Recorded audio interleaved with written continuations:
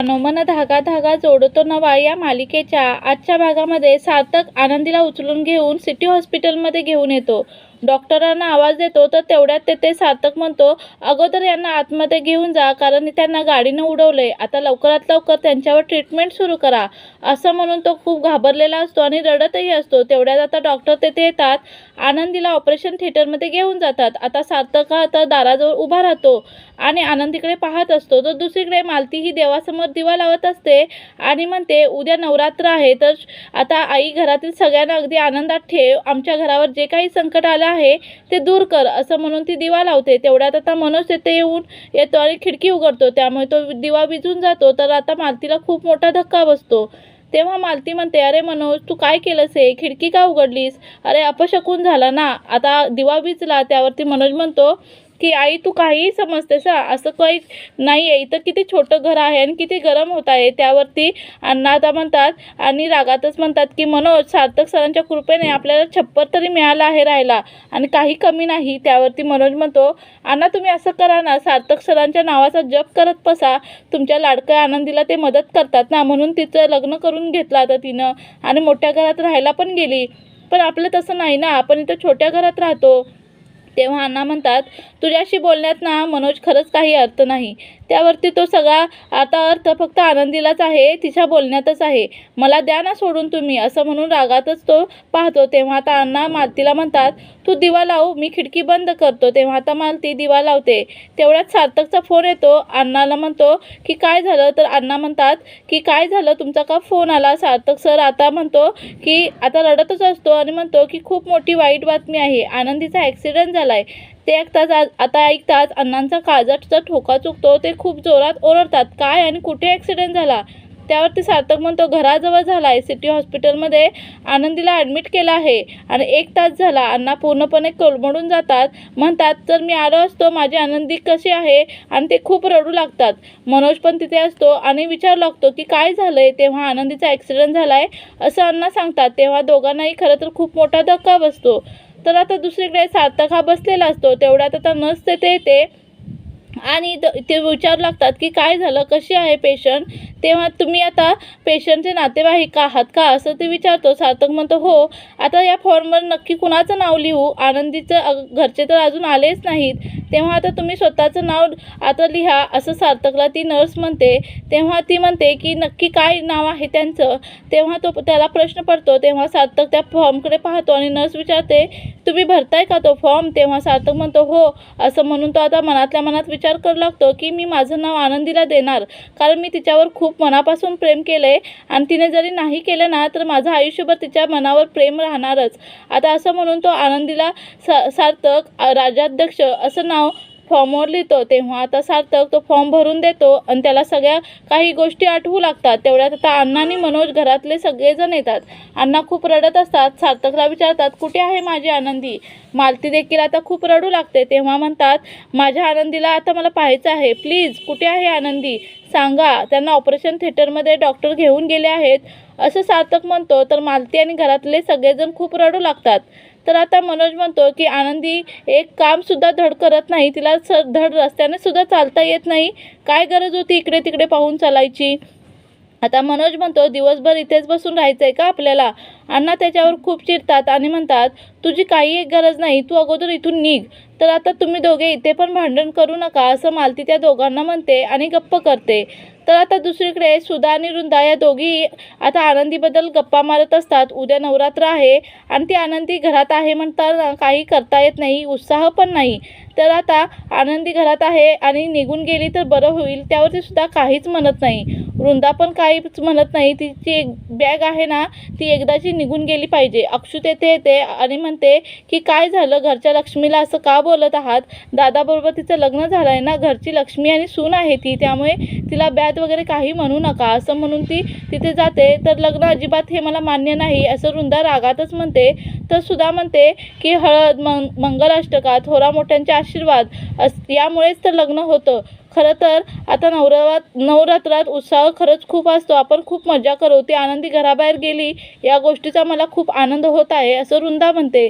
तेवढ्यात आता केदार येतो आणि म्हणतो, काकू तुम्हाला काही समजलं का? त्यावरती ती म्हणते, काय झालं?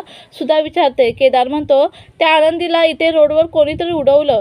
सार्थकने तिला आता सिटी हॉस्पिटलमध्ये ॲडमिट केलं आहे. आणि हे सुधाला ऐकताच धक्का बसतो.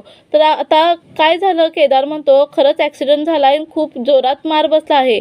तर दुसरीकडे सर्वजण खूप आता रडत असतात. तेव्हा सार्थक सर्वांना धीर देत असतो.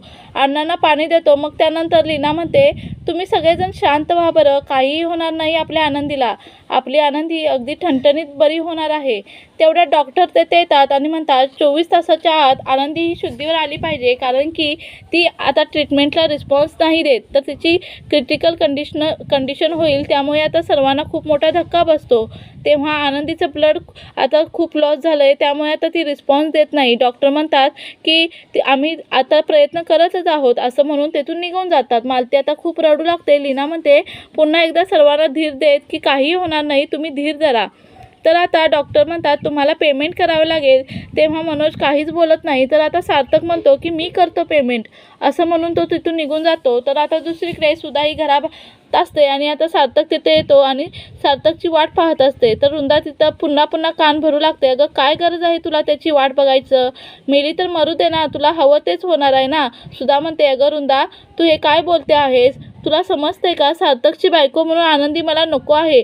या भूमिकेवर मी अजूनही ठाम आहे, परंतु तिनं मरावं, तिचं काहीतरी बरं वाईट व्हावं असं मला नाही वाटत. तर वृंदा म्हणते, तुला तिचा एवढा का पुळका येतोय? तेव्हा सुधा म्हणते की अगं असं का बोलतेस? आनंदी चांगली मुलगी आहे, तिचं काही बरं वाईट नाही व्हायला पाहिजे, ती लवकर बरी व्हावी अशी माझी इच्छा आहे. तेवढ्यात सार्थक तिथे येतो आणि म्हणतो, सुधाई काय झालं? तुम्ही इतके का आता एकत्र बसला आहात? तर ती विचारते, आनंदी कशी आहे? तर तो म्हणतो की तुम्हाला काय देणं घेणं आहे तिच्याशी? अहो तिने मेलं तर मरू दे ना, तुम्हाला काय नकोच होती ना ती. तर आता सार्थकवर सुद्धा चिडते, म्हणते गप्प बस, मला आनंदी विरोधात असं काही बोलायचं नव्हतं. तर तो म्हणतो की नाही ना, तुम्हीच असं बोलत होता. तर आता वृंदा म्हणते, मेली तर मरू दे ना, काय होतंय? तर सार्थक तिच्यावर खूपच चिडतो आणि म्हणतो, गप्प बसायचं, आनंदीच्या विरोधात अजिबात काहीही बोलायचं नाही असं म्हणून तो म्हणतो की मिसेस सुधा आदर्श, तुम्हाला काही आता याचं देणं घेणं पडलेलं नाही. आनंदी कधीही बरी होणार नाही असं जरी वाटत असलं तरी मी तिचा नवरा आहे आणि मी तिला बरं करून दाखवणार असं म्हणतो. त्यानंतर सुधा म्हणते की तुझी भाषा बदलली आहे, असं माझ्याशी बोलू नकोस. तू आता सार्थक म्हणतो की तूच माझी भाषा बदलायला लावली. अगं तू अशी नव्हतीस ना, का असं करतेस? कोणतं तुझं कान भरत आहे? तेव्हा वृंदा रागातच म्हणते, तू माझ्यावर आरोप करतो आहेस का?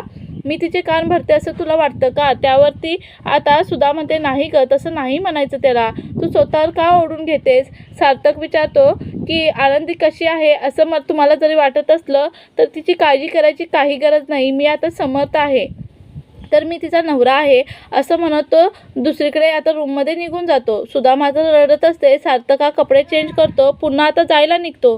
अक्षु तेथे त्याला म्हणते, आनंदी कशी आहे? तर तो सांगतो की तिची क्रिटिकल कंडिशन आहे, 24 तासाच्या आत तिला शुद्ध यायला हवी असं डॉक्टरांनी सांगितले आहे.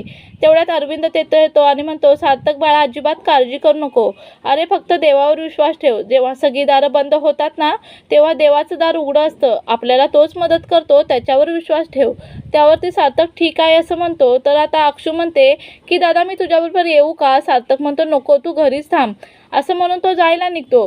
तर दुसरीकडे डॉक्टर हे ऑपरेशन थिएटरच्या बाहेर येतात. अण्णा विचारू लागतात, माझी आनंदी कशी आहे? त्यावरती डॉक्टर म्हणतात, हे पहा, अजूनही पेशंट शुद्धीवर आलेलं नाही, ती खूप नाजूक आहे आणि तिची कंडिशन खूप क्रिटिकल आहे.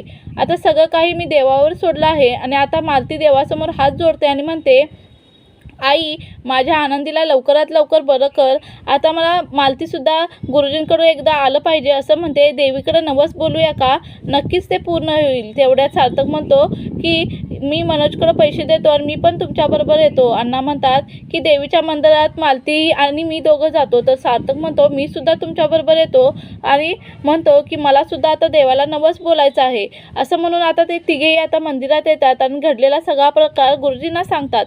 गुरुजी म्हणतात की अण्णा या वयात तुम्हाला हे नवस जमणार आहे का? त्यावरती अण्णा म्हणतात, काय करायचं आहे नक्की? तर आता हा पेटता दिवा हातात घेऊन जोपर्यंत तुमची इच्छा पूर्ण होत नाही ना तोपर्यंत प्रदक्षिणा घालायच्या आहेत.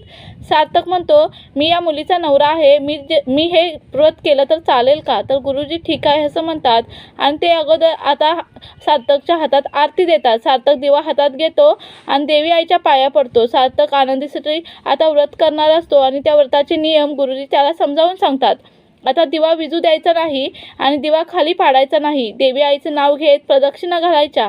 तेव्हा सार्थक ठीक आहे असं म्हणतो. तर आता मित्रांनो, पुढील भागामध्ये मालती सप्तशृंगी आईकडे पुन्हा एकदा प्रार्थना करत असते, माझी आनंदी शुद्धीर येऊ दे. आता दुसरीकडे सार्थक हातात दिवा घेऊन आता प्रदक्षिणा घालत असतो आणि त्याचा त्रास होताना पाहून सार्थकचा आता अण्णांना कसं तरी होत असतं. तेवढ्यात सार्थकचा पाय काचेवर पडतो. तेव्हा अण्णांना खूप वाईट वाटतं. त्यांच्या डोळ्यातून पाणी येतं. सार्थकच्या पायातून रक्त येत असतं तरीही तो आनंदीसाठी आता ते व्रत पूर्ण करणार असतो. तर मित्रांनो, अशाच मालिकेंचे पुढील भाग पाहण्यासाठी चॅनेलला नक्की सबस्क्राईब करा आणि व्हिडिओ आवडल्यास लाईक, कमेंट, शेअर करायला विसरू नका.